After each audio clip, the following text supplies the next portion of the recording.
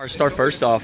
You come in last season. You make a big presence in a position that was you had a good mentor with throwing apple in front of you, and you look like this season you're a seasoned veteran that's a senior, and now that you're going into your sophomore season. What was it that you was able to pick up on so quickly last season and bring it into this year? I think Fro did a great job of kind of taking me under his wing during camp last year. Those first couple weeks, kind of helping me get acclimated to the offense, helping me get acclimated to camp and everything. And, I'm just trying to do that. To the guys we have in our room, to the Emmanuel Birds, Caleb Harris's, and even the Cameron Reynolds, a walk-on tight end. I'm just trying to help them out the same way Fro helped me, and bring them along like he brought me along as well.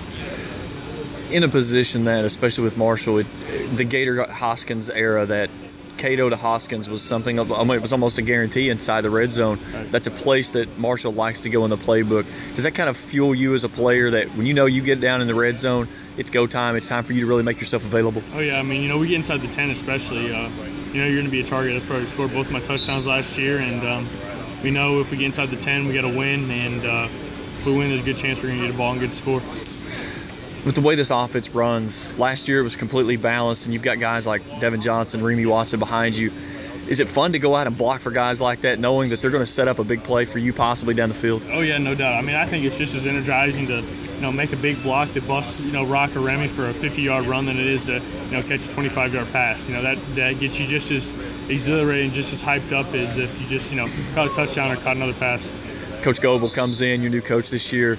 How long did it take you to get really acclimated? What he wanted to see? What was differences that you had to make adjustments to? It took a couple weeks in the spring just for us to get to know him and him to get to know us, kind of how he coaches, how we like to be coached. But I think after the spring, through skill development and everything in the summer, we got a good grasp of, what each other wants from each other. And, it's worked out well. Coach, he's done a great job.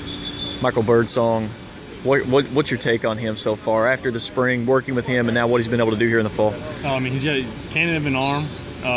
Makes great decisions. I think, his 2 years playing at JMU, I think it shows out here.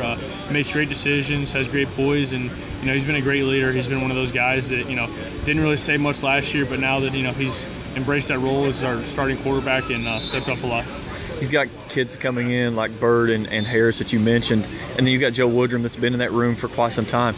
How much does that really push you and elevate you to continue to push your game and try to make that room better as an individual? We talk about every day that we got to push each other. Bird's got to push me, Caleb's got to push Bird, Joe's got to push us. From top to bottom, we got to push each other to be better, and we got to have some form of competition. I might be the starter right now, but I got to feel pushed by Bird, and I think that's a big part of what we do is saying who won practice today, who blocked better, who ran better routes, who caught the ball better, and that's something we look at every day. Special moment today during practice after you guys got going. Coach Gale shows up this morning, unexpected, and everybody goes over and gives him a nice a clap and a hug. You had an opportunity to really talk to him for just a second. What was the thoughts going through your head when you saw Coach Gale there? We haven't seen Coach Gale in about a month, man, and not everybody knows what he's going through. He's gone through pretty tough things, man, and it was good to see him back out here. Obviously doesn't look like the Coach Gale that we're used to, but is the same in spirits. We're really glad to get him back out here.